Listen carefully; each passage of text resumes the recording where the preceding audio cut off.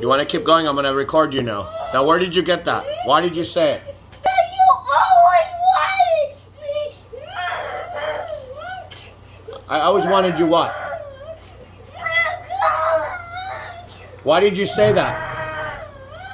Did Mom tell you that? He just said I always wanted him dead. And I've never told my child that. It's coming from the mother.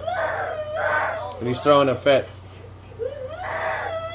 She's destroying my son.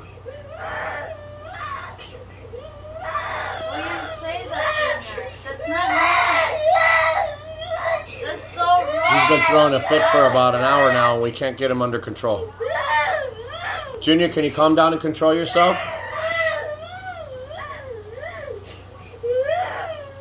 I love you, buddy. Come here. Give me a hug. Can you stop, please? You can't call your sisters names. I told you that before. He threw a fit when I confronted him about calling his sister names. Junior. Come here, buddy.